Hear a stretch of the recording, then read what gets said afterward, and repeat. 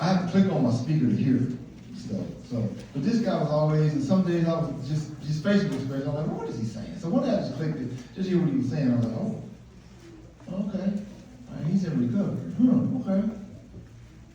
So, and then when I click on it, and then y'all know, now every time he posts something, it starts coming up more and more regular. So I don't know, it's probably a month in, and I'm looking at something he's saying every day. Like, hey, wait a minute, I need this guy to come speak at my conference. So I started trying to reach out to him.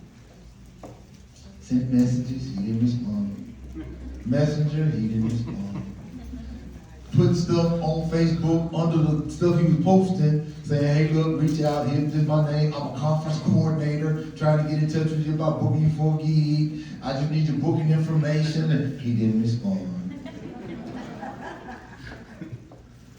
And I left it alone, and I was actually planning this conference and the one that's coming up in April. And I was on my way to work, on my way to my office, and on Messenger, I hadn't even noticed it before, but somebody just said, just try to call me. And on Messenger, it had audio call or something, I think it's an audio call, whatever.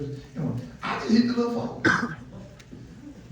And it started ringing, and I thought, okay, good, I'll leave him a message, but he answered. And the rest, as they say, is history. I believe in the work he's doing.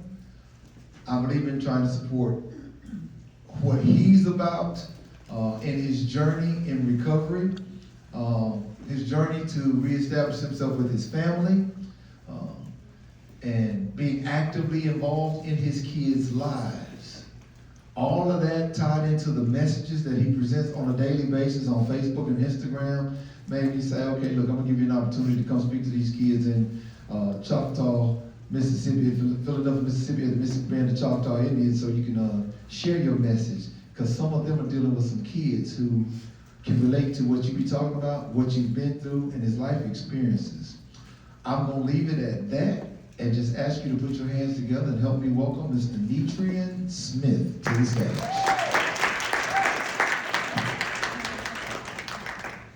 Check. That's good. I don't know who he was just talking about, but I'm pretty sure it's not me.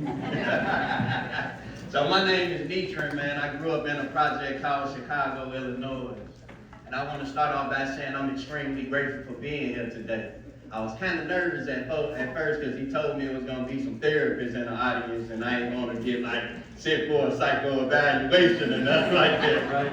So I'm extremely grateful. I come from a project called Cabrini Green. It's notorious in Chicago. And that my earliest memory is with my dad. He took me to the park one time, and he set me down, and he told me to run. And I was running, right? And then I looked back at my daddy, and my daddy was jogging, but he was catching up. So I tried to run a little bit faster. My little feet was patting like that, pat, pat, pat, pat. And I looked back, and my daddy was just as jogging, and he caught me, and he spun me around like this, and I can remember thinking that I had the strongest daddy in the world, right? I don't know about nobody else, but I came out of the gate to be special.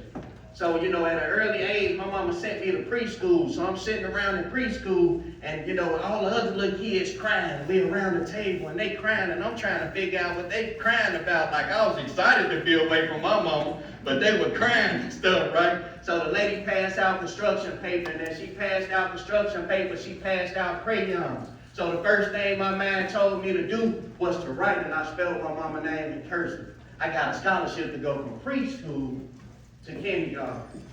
Now let me tell y'all, I heard somebody out there laughing. Let me tell y'all how this ended up, because my first day, when I walked through, boy, even the girls was taller than me. It was like the Twilight Zone, right? And I started off with an inferiority complex, and basically what that did was it started to make me compare myself to other people. But I performed well. My mama and my daddy, they was in a violent, domestic relationship. So all I heard growing up was arguing and fighting and things of that nature. So, at this time, I was doing well. I played basketball, football, and baseball, right? And then, this one particular time, I think I was maybe in 3rd grade. I can remember when my mama and my daddy split up, and the police came and they snatched me off my daddy's leg. And all I can remember screaming is, I want to stay with my daddy, I want to stay with my daddy. And my mama and my daddy had split up. So, you know, school was kind of like different for me because I was expected to perform well. And that's what I did up until the 3rd grade. And I found out that I had a crossover, right? And if any of y'all familiar with basketball, a crossover is when you put it through your legs and you go like that. And I was pretty good at it, right? And I scored the shot. And then, you know, I looked back on the court, everybody was laughing, and I had a black mark that ran up the court, you know, because my shoes was from Payless and they were scratching up the basketball court. Now, at this time, my mama went from a big-time drug dealer to a user, right? So, you know, I can remember her sending us to the back to playing things of that nature. And like it was some adult stuff going on in the back. So early on, I ain't tripping about going to the back because I know the girls was in the back, you know? So I enjoyed going back there, but at this particular time, I wanted to get some basketball shoes. And I went to my mama and I said, Mama, you know, I'm good at basketball and I want to play or whatever, but I need some shoes. My shoes scratching up the court. And she said, I can't buy you no shoes because if I buy you some shoes, I'm going to have to buy your brother some. And I was thinking to myself, man, my brother don't do nothing but get in trouble, you know what I'm saying? So at this time, I can remember her drug addiction started coming into play. It started affecting my life. And I can remember sitting in class and all of a sudden, you know, an announcement came over the intercom that Miss Gwendolyn Brooks was having a poetry contest. So I sat in there and I was upset at first. And then I was like, well, this could be a perfect opportunity for me to get them gym shoes. So I'm sitting there and then next thing you know, a voice inside my head say, man, the 4th graders don't do it, the 5th graders, all the way up to the 8th graders. You might as well not even do it. And I sat there, man, and the voice told me, you already in class, just write the poem. And I wrote the poem called The Little Homeless Boy. He sleeps on the streets. He is all alone. Everyone is gone. His friends left him because he was poor. No mother to hold him. Not anymore. Not able to read or even write. He became my friend and I took him in and then he had a home again. He had my mother to hold him tight. So then he wasn't afraid at night. I won the contest, right? So I won the contest. And I get up to the podium. And it had little steps, so that tell you how little I was. Now, I've always been short. I don't want to hear no short jokes out there, neither. So I get up there, I step up there, and I say, the little homeless boy sleeps on the street. He is all alone. Everyone is gone. Sound like Michael Jackson did it, right? His friends left him because he was poor. No mother to hold him, not anymore. Not able to read or even write. Man, when I got out there, man, they clapped and stuff like that. And Miss Gwendolyn Brooks, she was standing over there. And I go over there to Miss Gwendolyn Brooks. And Miss Gwendolyn Brooks, she hugged me, right? I still remember how she smelled, just like some mothballs. Don't tell her she passed away, but I'm glad she can't hear me talk about her like that. So she hugged me, and I was standing there. And she sat there, man, and she wrote the check out. She wrote the check right there, signed the check for me and everything, and she passed it to my mom. We got home, I was so excited. I just knew I was gonna get these basketball shoes. My mama said, y'all wait right here, I'm gonna be back, and she was gone for 3 days. I was devastated. I'm 40 years old, 42 years old now, and I still cry about when I share that story. Because I'm just like, at this time, all I wanted was a white mama because I seen the Brady Bunch. Please send me a white mama. That was my first prayer at 3 years old. So I'm sitting there and I had a best friend. He used to come get me for school every day. And he come pick me up and we walk to school every day. So I'm sitting on the sidelines and he come and he say, man, why you ain't out there, man? You one of the best people on that court. I say, because every time I get out there, I'm scratching up the court. My mom at home, she can't buy me no shoes because of her addiction. He said, you come with me, man. I got some shoes from last year you could pick. So he go give me the shoes. We go in the building across the street. And I got a whooping for this, too.